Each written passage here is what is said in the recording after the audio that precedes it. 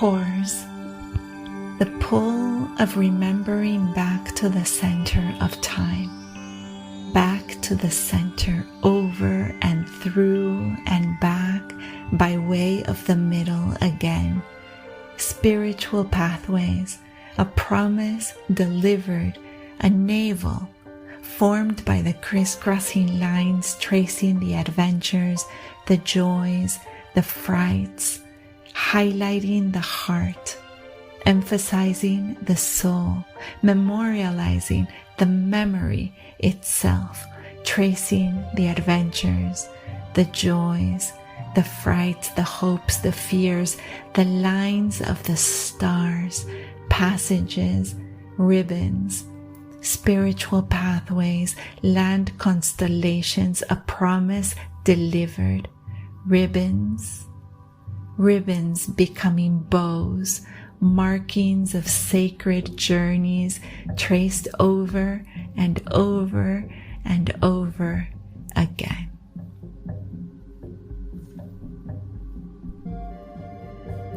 Corridors, our way of stitching back together that which in our utterly confused clumsiness we have torn all the way apart. Overstitch, understitch, cross-stitch, backstitch. A way to repair, to apologize, to do over, to extend our young hand in remorse. Backstitch, overstitch, understitch, cross-stitch. A heartfelt, prayerful way to repair, a hopeful way to repair, of threading back together, of coming back together, of stitching back together that which we realize has always been meant to live as one.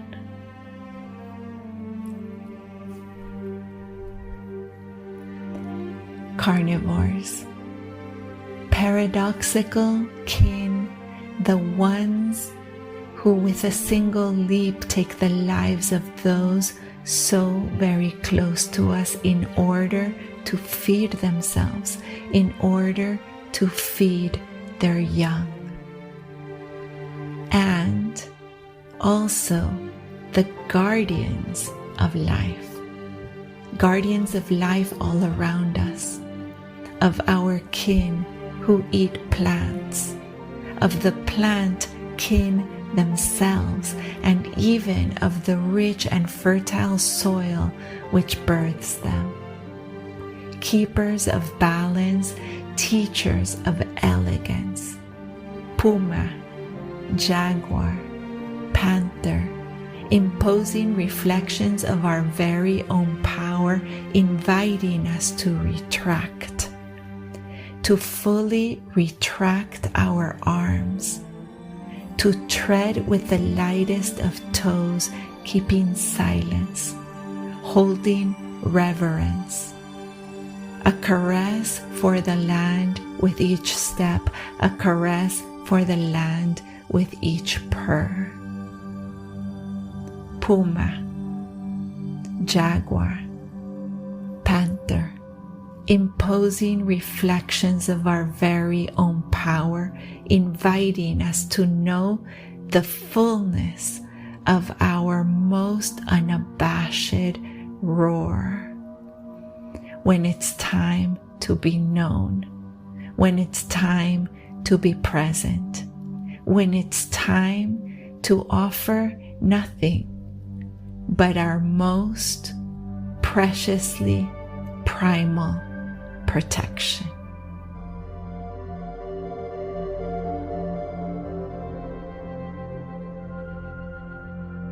The Emerging World Project Studios recognizes that we occupy land in Los Angeles County originally and still inhabited and cared for by the Tongva, Tataviam, Serrano, Quiche, and Chumash peoples. We honor and pay respect to their elders and descendants, past, present, and emerging, as they continue their stewardship of the lands and waters in Los Angeles County.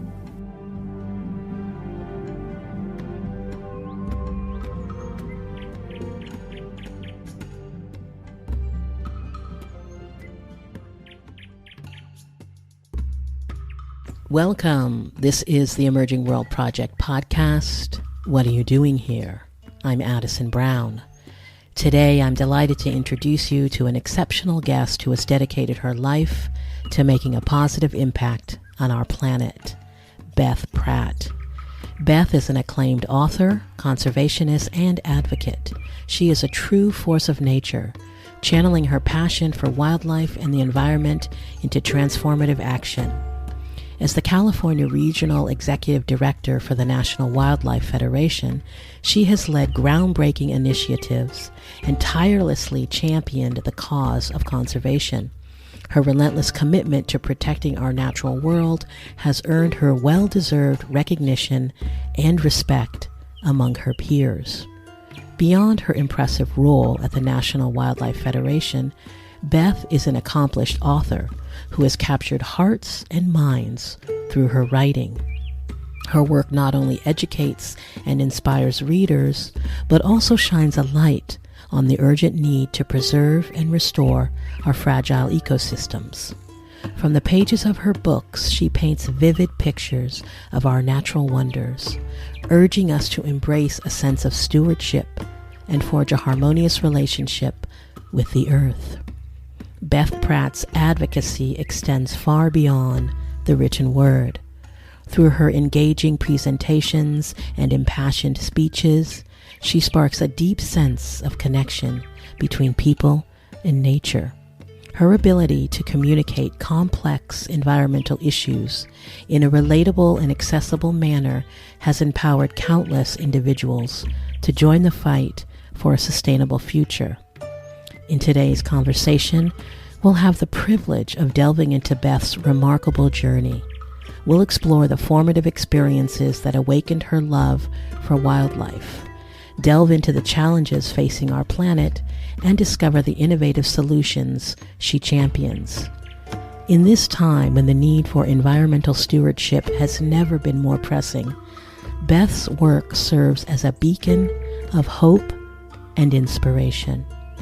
Through her writing, conservation efforts, and advocacy work, she continues to galvanize individuals to take action, reminding us all of our responsibility to safeguard the planet for future generations. Brace yourself for a thought-provoking discussion as we explore Beth Pratt's vision for a world where nature thrives and humanity and wildlife coexist in harmony.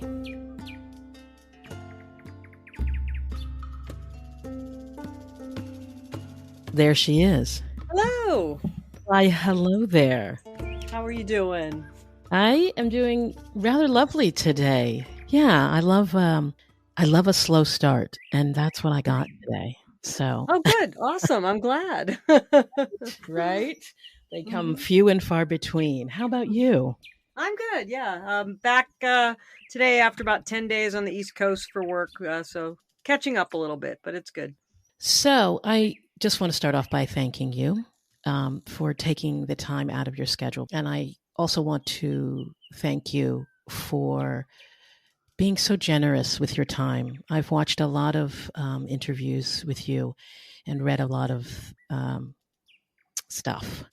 And one of the things that I really appreciate is somebody with your expertise and uh, commitment also has the commitment to giving that information out to other people that may not be able to receive it so easily. So thank you Oh, for well, that. thanks. Yeah. No, it's a labor of love. So thank you. Right? Mhm. Exactly. Exactly. Okay. So I want to start off by asking you, what would you say is your earliest memory of your relationship or knowing that you had a relationship to the natural world? And where does that memory take you? Whew, earliest memory. Boy, I'd have to go back to actually two for sort of my earliest memory with the natural world. And I actually remember this. It surprises me that I was this young, but my mother confirms it.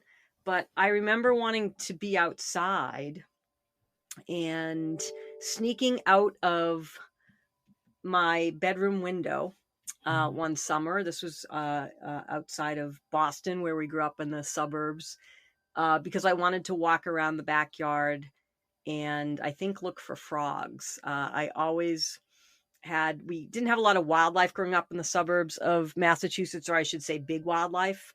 We didn't have back then coyotes or bobcats, deer, even raccoons. I don't think we ever saw one. What's great, if you go back to my neighborhood now, all of that is there. But at this point in the early 70s, it had been banished, and we had frogs and turtles and birds and squirrels, but that was about it. And I just remember wanting to go walk around in people's backyards and look for things. And so I snuck out, and of course, terrified my mother once she found I was gone. But that's a pretty early memory about just that connection to the natural world. It sounds like it was just very natural, right? Yeah, Like it's just like, I'm going to go outside. Right. I'm always happier outside. So yeah. Right. No, I love that. I love that. I often feel that is the memory of our connection that we have to come back to. I think that those memories lie deeply in humans, and a return to that is really what we're looking for. And it's hard. I can't really think of a time I didn't have a connection to animals. We always had pets growing up, but also my earliest memories of either TV or books like The Wind in the Willows. And I'm looking right now in my office at Frog and Toad Are Friends. I have a book that I read in childhood. So there was always just that connection to nature and animals. I mean, I just can't remember a time without it. It's so beautiful. And it's beautiful that you've ended up using your life force to work in that area. And I hate to split it up like that, but unfortunately it does feel that way, because even people that I've noticed, that people that are born into situations where there is wildlife, large or small, have no connection. And you wonder, I don't want to say no connection, but no deliberate or intentional connection. And you wonder how that happens. And then you wonder about how people that are not in areas, and they are greatly influenced by their relationship to the natural world. So it's a complex understanding that I often contemplate, which brings me around to my next question, and it has to do with spirituality. But I want to preface this with something that sparked my desire to have a talk with you. And that was, I live near the Hollywood Reservoir, and I spend a lot of time in Griffith Park and know the history and all the wonderful stuff about P-22. So I wasn't able to get to the live memorial, but I did watch the broadcast.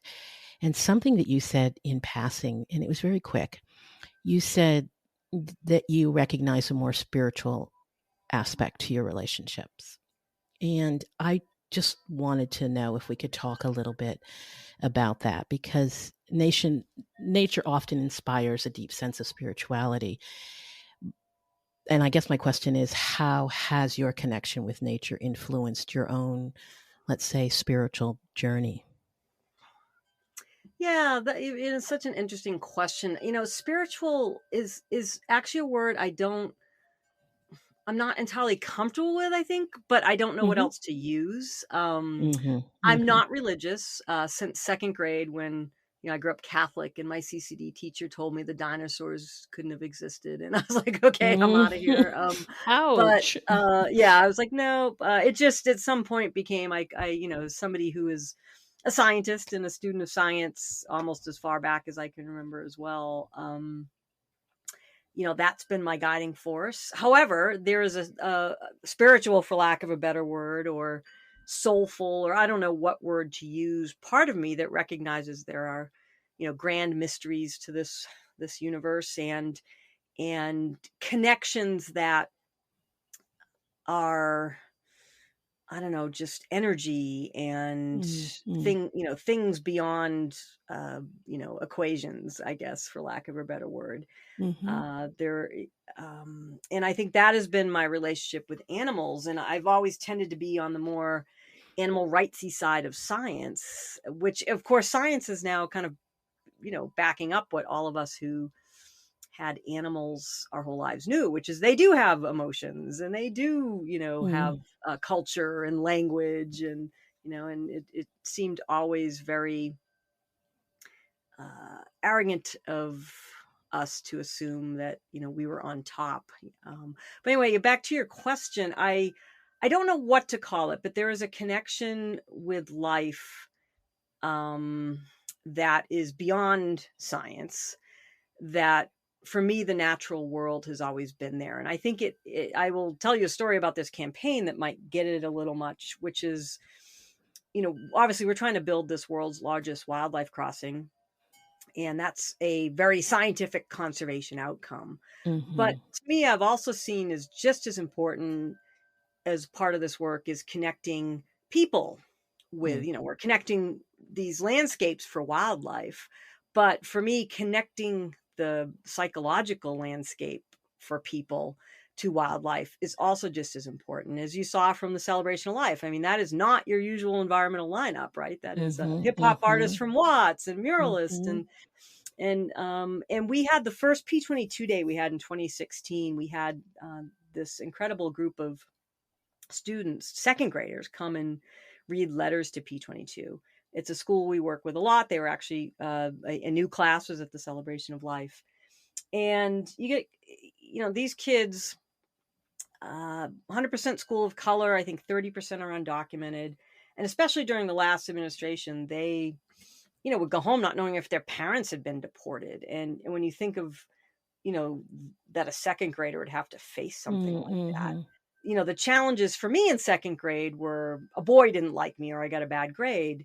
And nature and wildlife is what brought me psychological safety. It's what brought me that peace and contentment and joy. And it always has. And, I'd go to the woods and look at turtles if I was feeling bad. And one of the little boys read his letter. He's, again, second grade, and it was a longer letter, but he said, P22, I'm sorry you're sad and lonely. I know how you feel. Oh my goodness. And yeah, and we, we're standing there listening, and of course we all start bursting into tears. We have it on video. It's a great moment. And it dawned on me that was, that's when I realized this work is deeper than just the science, that it is about restoring that connection to the wild world that indigenous, people have had over time.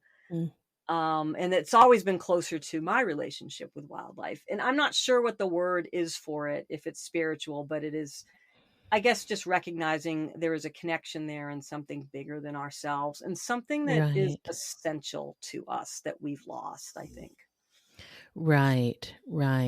I find this conversation often with scientists that I speak to, but I'm also recognizing something new that's emerging within humanity in how we approach our complexity, right? So maybe this will help. So I kind of started off in two different paths. I first started off on a monastic path. I was almost certain I was going to be a Tibetan Buddhist nun, and it got diverted, and I went into cooking. And I had always not wanted to eat animals, and I had no reason why. I didn't know why. It happened so young. It just came through. There was nobody around me that said you shouldn't eat them or anything. It was just a decision I'd made it as early as 4 or 5. So I embarked on this path, cooking, and that just ended up being a, kind of a clusterfuck, because everything that I really thought about the way the world worked sort of went down the tube, so to speak. But what this did was showed me the complexity in the way that we are connected, and the way that we are imbricated in all of nature, right? And that is part of where my transformation happened. And I think that it feels as if people are on that pathway. The more I talk to scientists and I hear a little bit similar to the stories that you're telling, I'm starting to see that. And it really warms my heart, because it's going to require some new language for us. Right. Exactly. And you're right. It's new language. I mean, I think that is such a good point. And I think P22 is such a great example of this new way of thinking. I mean, everything about him has been unprecedented, right? It's just been absolutely unprecedented that he was allowed to stay in Griffith Park, that people rallied around him in the second largest city. And even Absolutely. in his death, he just set new norms that you had, the California Department of Fish and Wildlife director, Chuck Bonham, who's a friend. He's a great guy, but you just, making an announcement in tears. I mean, Right, in some of the right. states that aren't quite as far along in the sort of compassion towards animals, I mean, he was criticized for that. We all were, for crying over a mountain Mm. lion, yet that's the new way. I mean, we should be Yeah. approaching these decisions much more compassionately. Agreed. And one could say that, part of our culture of suppressing emotions or denying emotions is part of this emergence, right? Is a reconnection with our own emotions as human beings and accepting those and finding more spaces where those emotions are accepted, whether you're a scientist or a psychologist or a monk or a nun or whatever, right? An athlete or any path you may go down, which brings me to talking about transformation and your own transformation, which I sense happened really early on. But I want to talk about a little bit your book, When Mountain Lions Are Neighbors. It explores the story, of course, of P22 in Los Angeles. Can you share with us some of the lessons that P22 stories uh, have emerged, and how can it inform our approach to what I'm saying is a new paradigm for wildlife conservation? Yeah. Yeah, it really was transformational for me. I think on the path of wildlife, most of my career has been spent in national parks, both Yosemite, where I'm coming to you from my home, which is about 20 minutes from the Southwest Gate.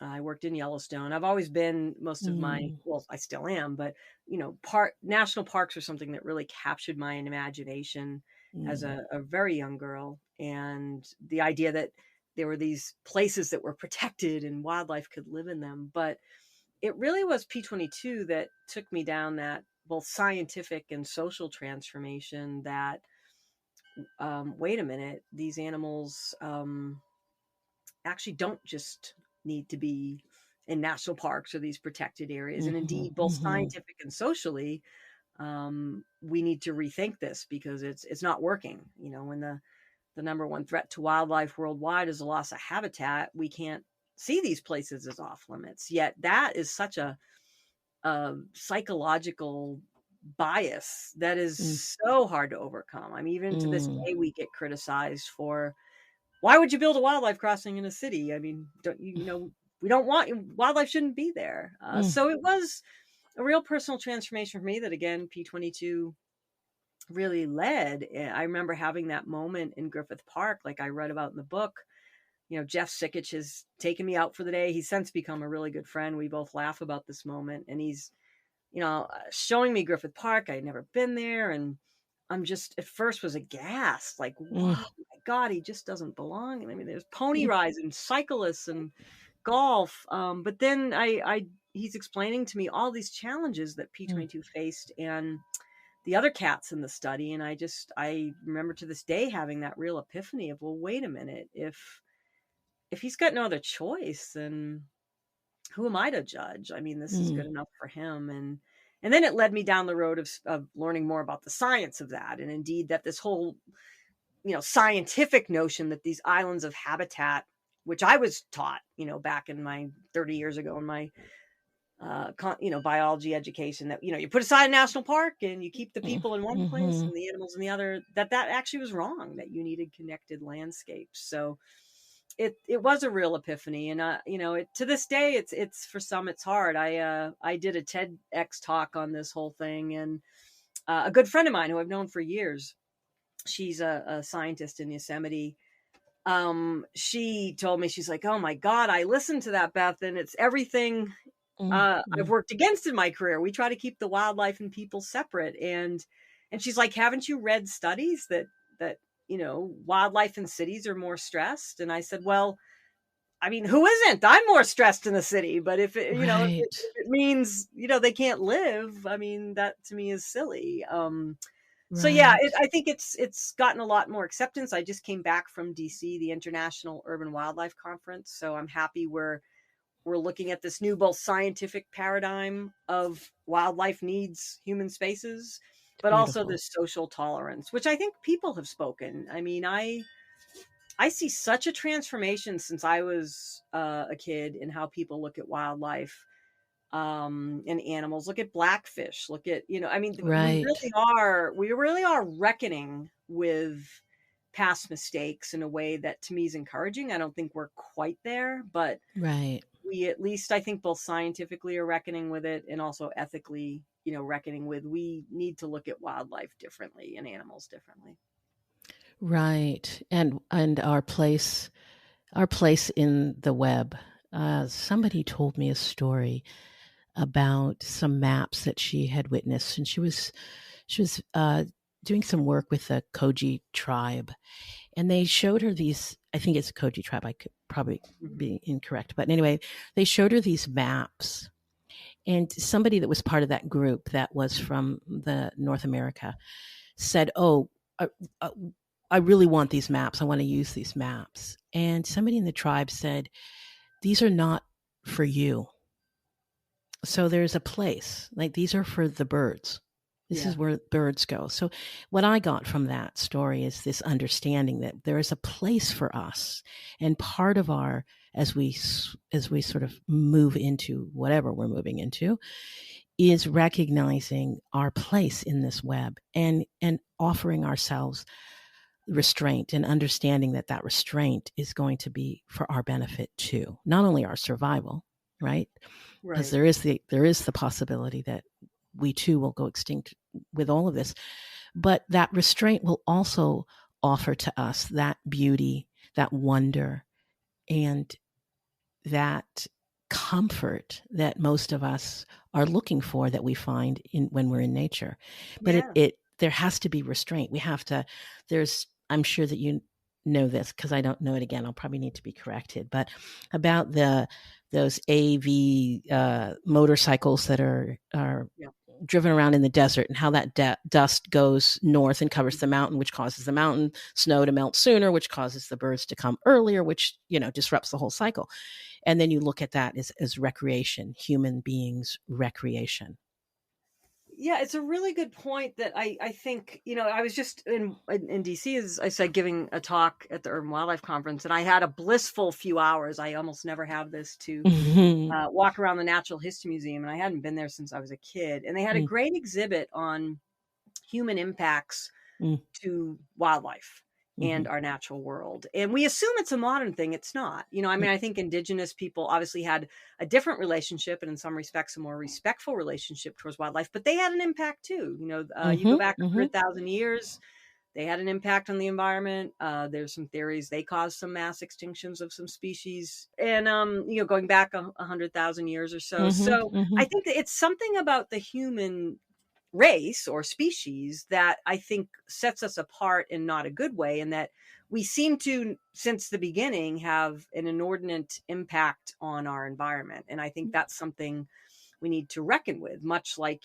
and we're not. I think that's where, like, the evidence is all before us, yet we're Mm. still, business as usual. So I think there's something very human about this, impacting the natural world in a way other species don't, and thinking we are also immune from consequences. I mean, the pandemic Mm-hmm. was such a great example of Mm-hmm. us Mm-hmm. thinking we are immune from natural laws, right? And I just remember thinking when folks wouldn't mask up, like, or even saying, I can't mask up, it's, I have a phobia or something. Well, that's true, and I'm sympathetic, but like, viruses don't care, right? I mean, Right. Right.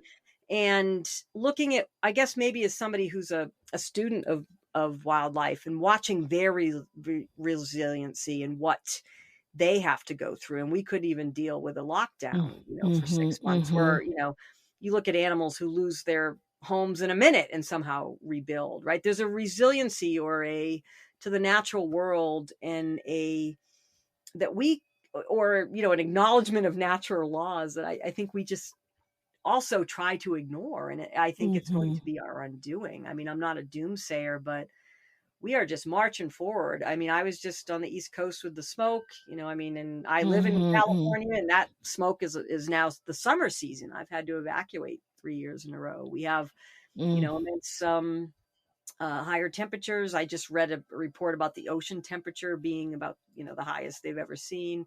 Yet we just keep marching forward without changing. And I think that's where we kind of differ. Wildlife doesn't, I think, behave in a way that spells their own doom.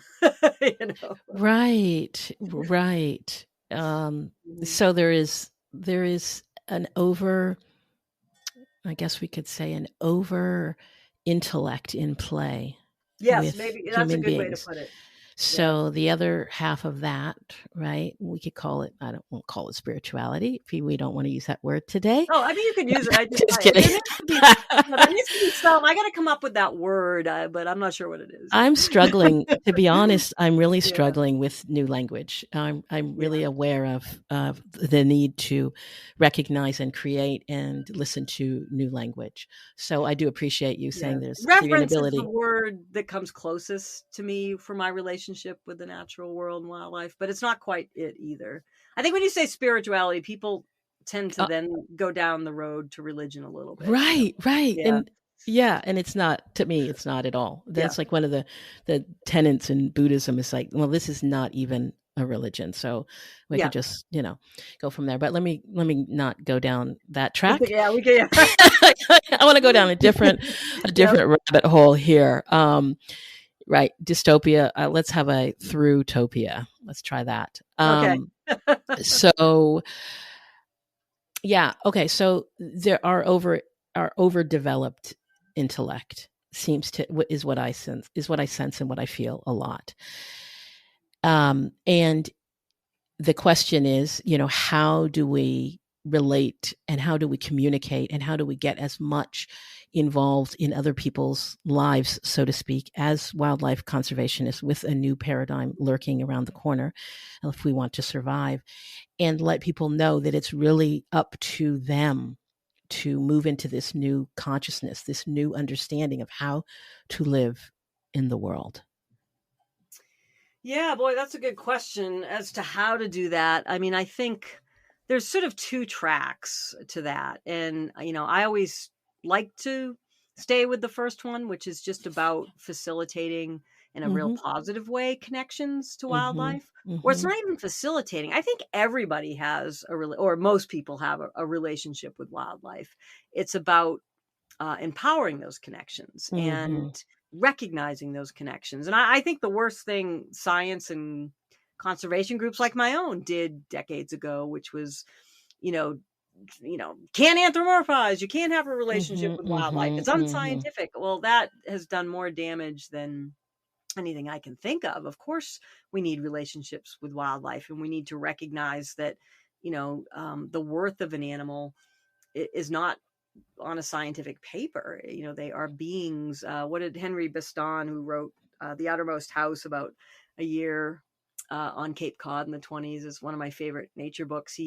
I'm going to butcher this quote, but they are fellow prisoners of the Mm, travels and the splendor of Earth, mm. and that's how I see wildlife. They are fellow Yeah. beings, Yeah. and so how do we get people to that place? Well, it ain't a scientific paper. Now, I'm saying that as a scientist. Science is important. Science Right. is how we how we rigorously solve problems. We like the wildlife crossing, we wouldn't know that these mountain lions um would have gone extinct if it wasn't for science. We wouldn't know how to build a wildlife crossing if it wasn't for, but despite reams of scientific papers, many wildlife species has gone extinct, and that's because that takes public will and caring. So I think Right. what I try to largely is, even with all my doomsaying, is to approach it from a very positive standpoint, which is like the P22 celebration of life. Mm-hmm.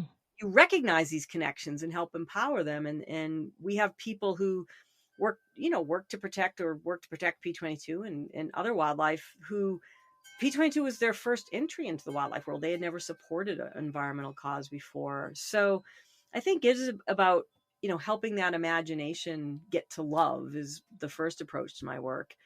But when I have to, don't poke my bear.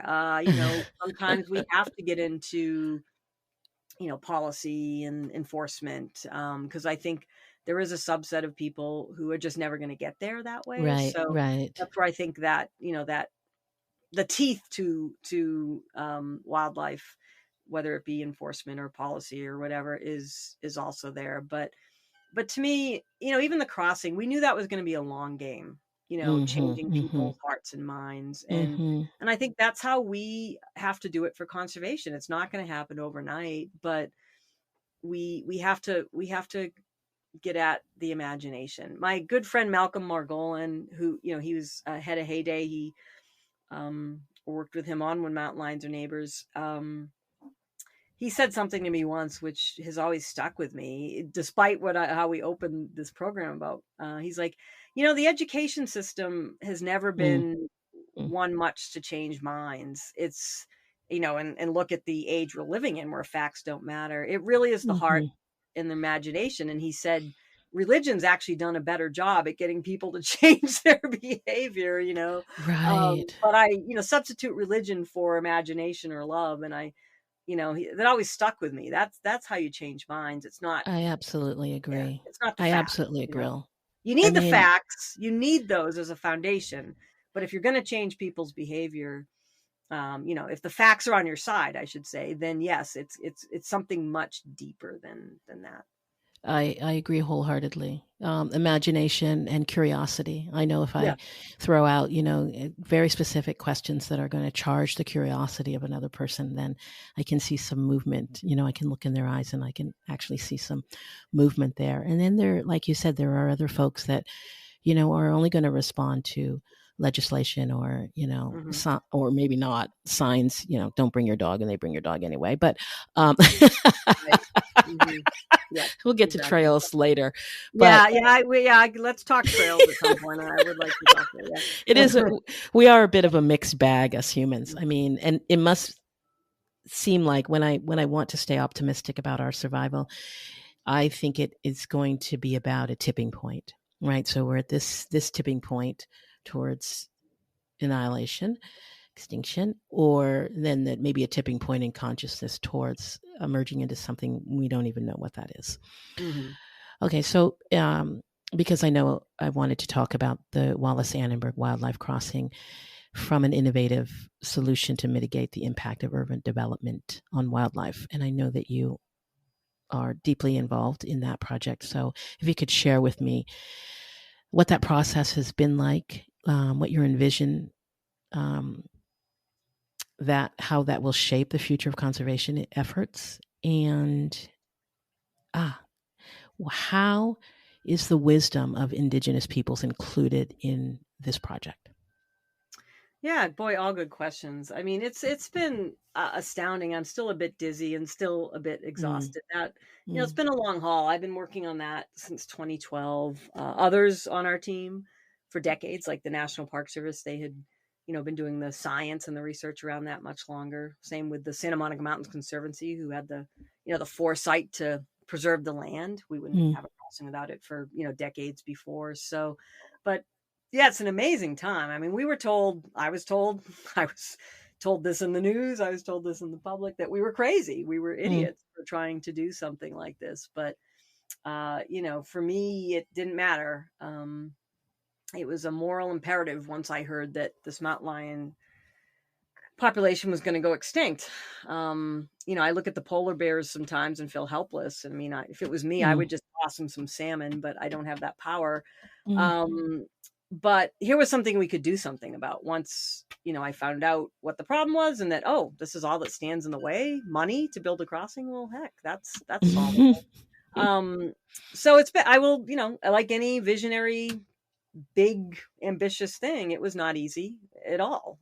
It was challenging. There was a lot of desperate and tough moments over the past 12 years for me. But boy, here we are. And it is just so emotional to drive by that site and see the construction going up. And if you can't drive by it, you can go to 101wildlifecrossing.org and we have a live camera on it. So, but I think the lesson learned there, a couple things. One is, don't shy away from big things, especially if you're on the side of right? We had the science on our side. Right on. Yes, absolutely. My favorite movie about leadership, not just because Brad Pitt's in it, but Moneyball, which I think encapsulate what it takes to be a leader, which is, he stood firm on his vision. He wasn't even 100% sure it would pay off, yet despite being threatened with being fired, with the press lambasting him, with his own team, some of them quitting and doubting him, he kept going, at least to see it through. And I think that's what you kind of have to do, is just somebody needs to take, put the blinders on and be a champion. And I think that was my role, but it took a village. Every team member had their own role, and mine was also being willing to carry a cardboard cutout of P22 around and talk about his dating life, right? So people can relate to that. Yeah, and what has been really, to me, encouraging is it's not just about the one crossing. I think what P22 and the Wallace-Annenberg Wildlife Crossing have done is inspire more. It has really elevated the cause of connectivity and what it means for wildlife, and that these projects are possible. I mean, it was named, I'm still blown away by this. It was named one of the number 15 in the 50 most influential projects of 2022. Beautiful. Up there with the Human Genome Project and the James Webb Telescope. And it's beautiful. Because it is, again, these things, wildlife crossings are nothing new, but to put them down in, one of the most urban areas in the world, it's going to be the largest because the 101 is, such a formidable freeway. So it's already inspiring others. I was just back east talking at the International Conference on Ecology and Transportation as well. Wallace-Annenberg herself, who's just amazing. As we launched at the Celebration of Life, this new initiative I'm leading to raise $500 million to build more. And she put up the first 10. Governor Newsom and Secretary Crowfoot, I'm so fortunate to live in this state. They want to do more, right? And not only the philanthropists and the government, but the public is now very supportive of these projects. So I think, those all line up in a way that, to me, is really wonderful, because it's not going to be just about the one, it's going to be about more. Right. And into your last question about the indigenous knowledge, that, to me, part of that, again, representing different views on wildlife, and what we work with one individual especially, but I've become good friends with, which is Alan Salazar. He's a Chumash storyteller, also has some other affiliations, and he was one of the people. There were many who led the private burial I was really honored to be invited to of P22. He was also at the Celebration of Life, but we invited him to one of our earliest design meetings. And I think that, what, indigenous knowledge brings is, a different voice to this. I think, like we talked about at the beginning, it's their relationship with animals, I think, is more akin to my own, and at least approaches on the spectrum what we should be getting back to, their relationship to the natural world, things like that. But I think, they also bring that connection to the word we can't figure out, spirituality. Agreed. Right?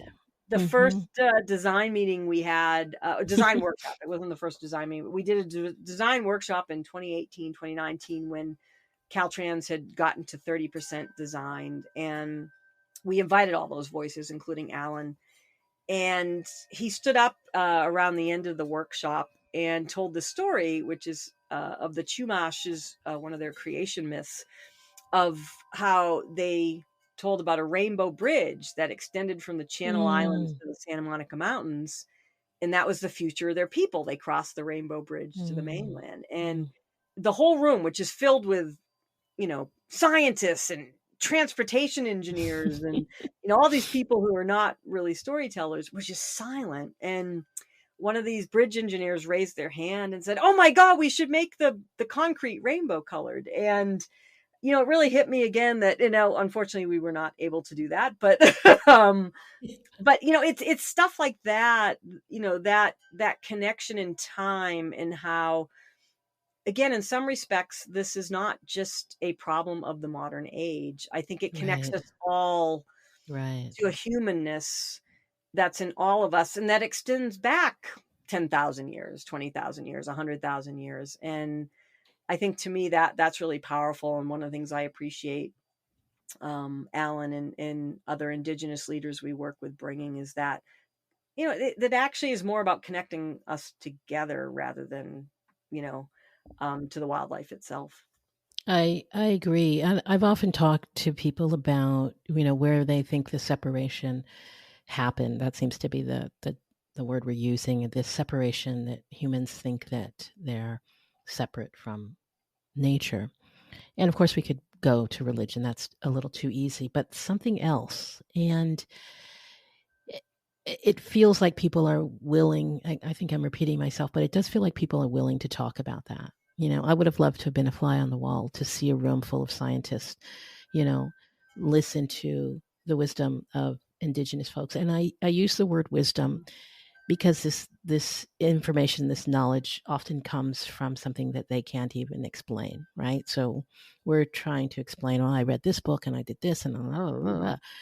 And then they're receiving some information that's unexplainable, that has allowed life to exist in a certain way, much more harmonious than it does now in our extractive but mentality. I wonder, don't you see, this is where I land these days. I think, all cultures have things to teach us, especially indigenous, but I'd go back 100,000 years. I don't think, I think it's something human, no matter what culture. And I think it gets at numbers, right? I mean, you do look at indigenous cultures who did not listen to nature and, starved to death because, they overextended, right? You think of, you look at, so what, that's why, like, I think to find this solution, we have to both listen to different voices like indigenous, but also respect this is a human thing. And I do think, especially as numbers get higher, it's a power thing. There's something in us as humans that think, at some point in every culture, or, if the wrong leadership takes over, thinks we can, I'm pointing to our own society too. So what is it, where we at times in history, going back, even before modern religion, even before, where we just lose that connection and then, get to that arrogance that we can control things, that has never worked out well. If you look at the history of humans back probably even further than 100,000 years. Right.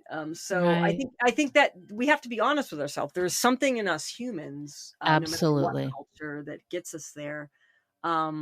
Indeed, the crisis is in humanity, period. Yes, the crisis is in humanity. And to romanticize that there was somehow a time when this wasn't a not true, wasn't happening, then it kind of lets us off the hook. It's something. And I mean, I thought, God, as a young kid, I remember watching 2001 and not understanding it fully, but then of course coming back to it as an adult. And I think he nailed it right there. That first scene where they pick up the stick, and it's something in that control and power that not everybody has, but that is in, some of us. And when those people become leaders, and, it steers us a little wrongly. So, I don't know what the magic answer is, but I think for me, that's important to keep in mind if we're going to solve a solution, is that, it is in all of us.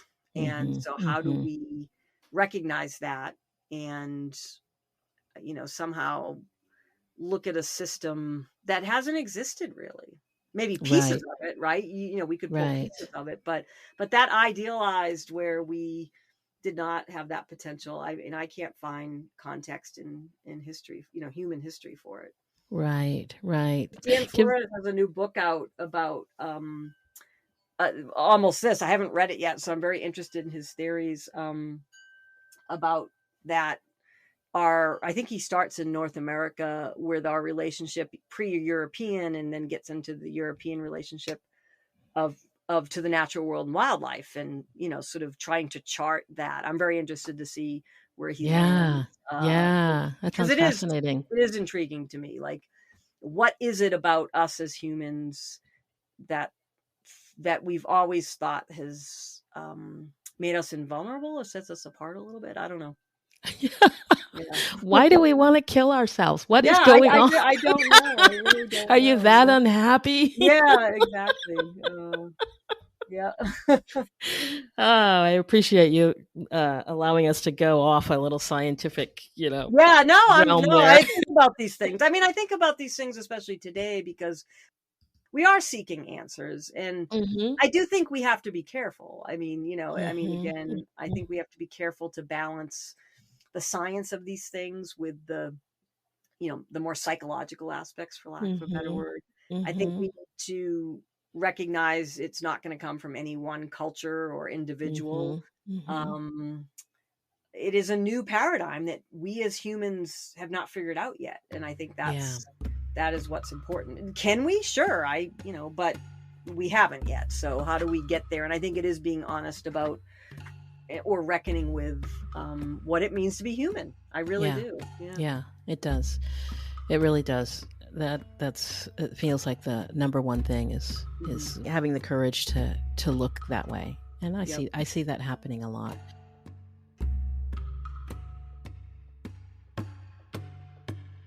Oh wow. This conversation has taken us down pathways that I could not have anticipated. And as a result, we are going to make this a 2-part interview with Beth Pratt. So I encourage you to come back for part 2 and also take heed to what Mark has to say next. Until then, be the light in the room. I'll see you on the flip side. Thank you for tuning in to the Emerging World Project podcast. What are you doing here? We hope you enjoyed this episode as much as we enjoy creating it for you. If you found value in today's episode, we would love for you to take a moment to leave us a review on your preferred podcast platform. Your feedback not only helps us improve, but also helps others discover our show and join our community. So please don't be shy. Leave us a review and let us know what you think. We read every review, and your input truly means the world to us. To find out more about what the Emerging World Project is up to, head on over to emergingworldproject.org.